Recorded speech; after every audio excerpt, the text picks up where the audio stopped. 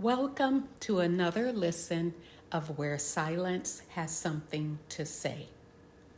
The Matrix hit movie theaters in 1999 as the world was standing at the edge of a new millennium.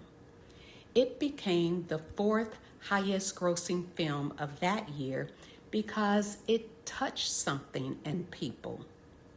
Identity, reality, awakening, belonging, and the question of what's true. It gave us lines people still repeat today. The choice between staying in the illusion or waking up to what's real. Take the blue pill and you remain where you are. Take the red pill and you wake up to the truth. The movie calls it an illusion, but for me, it was a delusion. And that's where I want to begin today, because that choice mirrored part of my own story. The moment when I had to decide whether I wanted to keep living in survival mode or step out of the delusion I had been calling normal. Surviving works for a while, but living in survival mode long term is not sustainable, not healthy, and certainly not Elohim's will.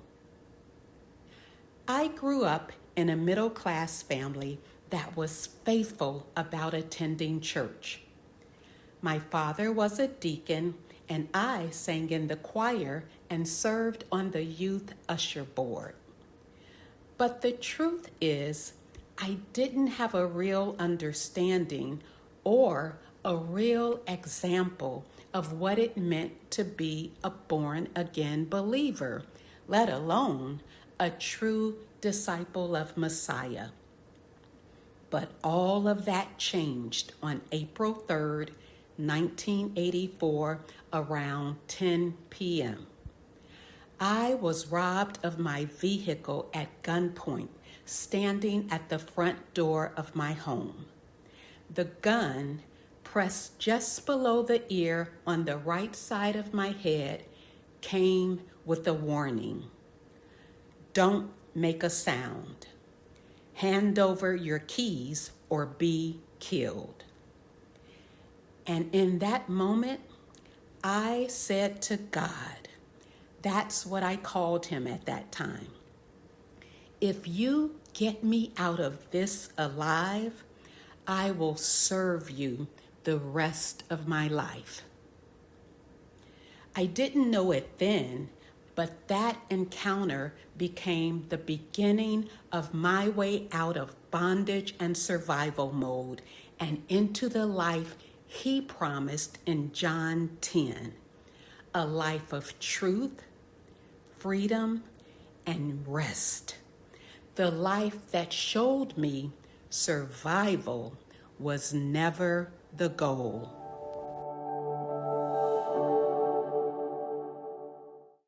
That prayer wasn't polished, but it was honest. And my service to him was not always faithful, not even close. There were twists and turns along the way, yet he took me at my word and brought me out of bondage. And let me say this clearly. Bondage doesn't always look like what we label as sin. It takes many forms and enslaves, and it can be clothed in religion, tradition, denominations, doctrine, theology, and life-controlling habits and routines. All the things we think are normal until Elohim shows us they're not. I was an active member and a faithful tithe payer in the churches I attended. I held leadership positions, served on executive committees, led prayer teams, taught others, and attended ministry schools. Fast forward to 2019, more than 35 years after my first real encounter with Elohim, I began to sense a void, a longing I could not articulate. I started questioning certain Bible passages and other things I had been taught that no longer made sense. And oddly, I developed a desire to start observing the Sabbath.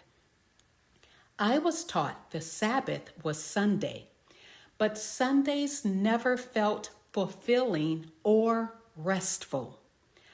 Honestly, they were exhausting, almost like another workday. I felt there had to be something more to this Christian life, but I couldn't put my finger on it. You might ask, what does any of this have to do with the matrix? Well, according to Merriam-Webster, a matrix is something within or from which something else originates, develops, or takes form. It consists of customs, constructs, systems, beliefs, culture, and habits we were born into and follow every day. We were born into constructs, a faith construct, a belief construct, a culture construct, a class construct, and a socioeconomic construct. We're shaped by what we're taught, what we see, and what we repeat. But just because we were born into something doesn't mean it's truth. And it certainly doesn't mean we have to remain in it. And then came March 2020. The COVID-19 pandemic forced the world to stop functioning as normal. Life as we knew it was disrupted for an extended period of time in ways none of us ever imagined or experienced. And in that pause, a lot of things we assumed were true were exposed for what they really were. The pandemic confronted identity. It disrupted our sense of reality. It awakened questions we hadn't slowed down long enough to ask. It revealed where we found belonging and where we didn't. And it pushed us all to face what was actually true versus what we had simply accepted as normal. The point I'm making is this. Just because we have believed something most of our lives doesn't necessarily mean it's true. In that pause on August 7th, 2021, I found truth. I found answers to questions I didn't even know to ask.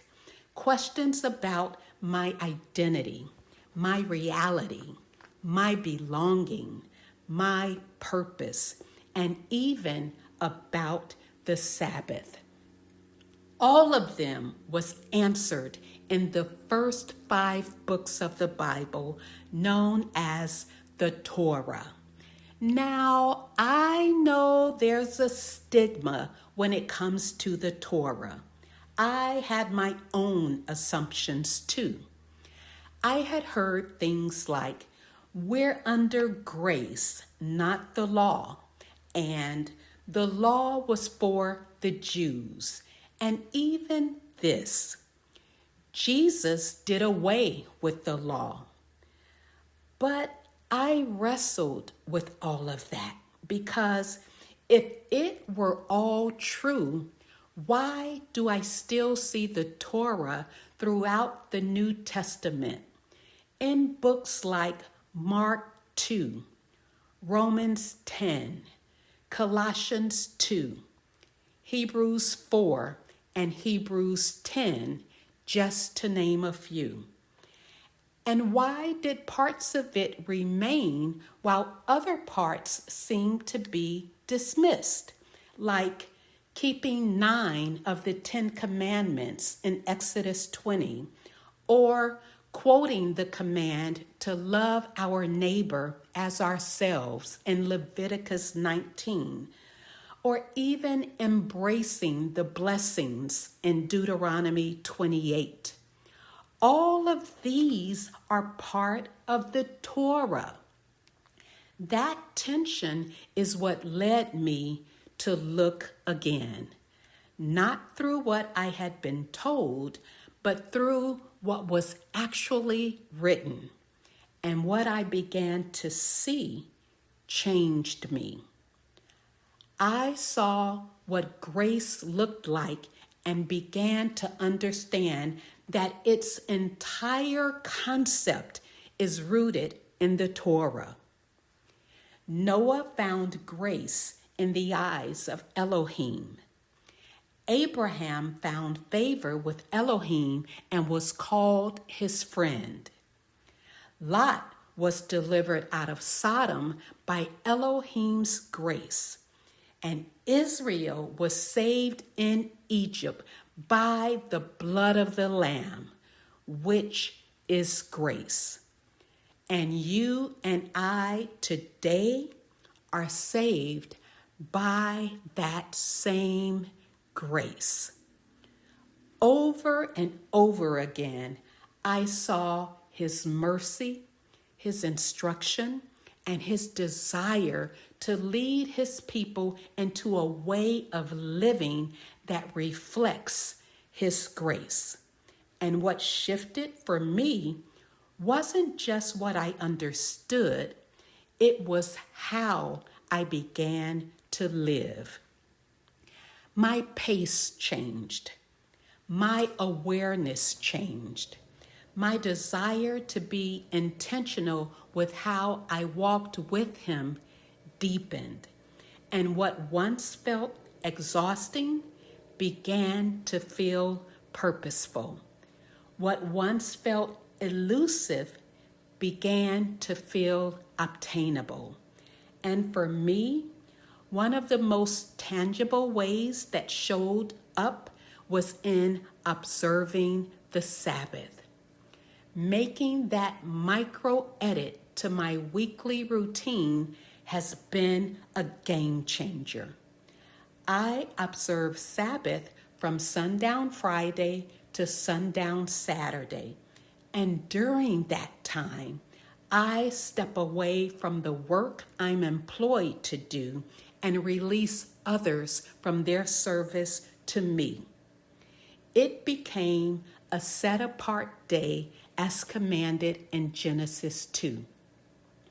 And when I slowed down, I began to read and meditate on his word, especially the Torah.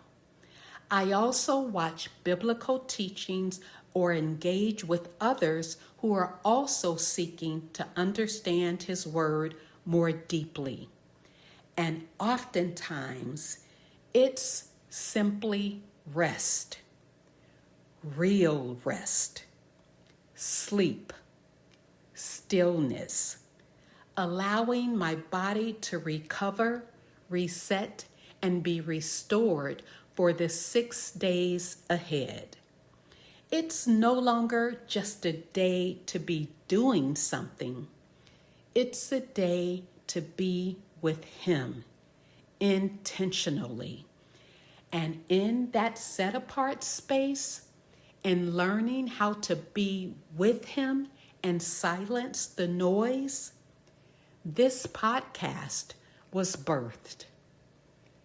That space, that silence, and the reading of the Torah changed how I understood everything I thought I knew. I realized I hadn't just inherited teachings, I had also inherited interpretations. And some of those interpretations had shaped how I saw the Torah before I ever really examined it for myself. You see, Torah simply means instruction or teaching. So I had to slow down and look again. I had to separate what was actually written from what had been interpreted over time through negative connotations because of how the Torah had been twisted, distorted, and added to in ways that made it feel burdensome. In the first century, a rabbi's yoke referred to his teaching, his interpretation of the Torah, and the way he expected his disciples to live it out. So when Messiah said, "Take my yoke up on you and learn of me," I began to understand that as an invitation to learn his teaching, his instruction, his way of living the word apart from the burdens and interpretations added by tradition. Accepting his invitation, taking the red pill, is exactly how my life changed exponentially. It opened my eyes to the truth that Messiah didn't do away with the Torah, but fulfilled it in the sense that he came to show us how to live it. And when we walk in obedience to his instructions, only then are we able to love our neighbor as ourselves. Only then do we have a right to claim the blessings of Deuteronomy 28 and experience a 10 times better life. And here's what else I've learned. Revelation is not fixed. Truth is. And he continues to open our eyes to what has always been true because the word cannot be exhausted. It's cyclical, not linear, and keeps bringing us back to what he said in the Torah, the writings, and the prophets, because they are the foundation everything else is built upon. And remember this, when we hear a revelation and disagree with it, don't dismiss it. Consider it the Father's invitation for us to grow, because truth adds to what we know. He desires to open our eyes, and sometimes that means recognizing that what we've inherited isn't aligned with what is written. If we've been deceived in one area, we are almost certainly deceived in others. It is my hope that you will consider my testimony and perhaps have a new experience, a new revelation, and a new relationship with his word. And just like Morpheus told Neo, sooner or later, you're going to realize, just as I did, that there's a difference between knowing the path and walking the path. Until next time, take a breath, go back and read the first 5 books. Embrace them because they are the foundation for the remaining 61 books. And there, walking the ancient path, you'll discover and experience a better life where silence has something to say.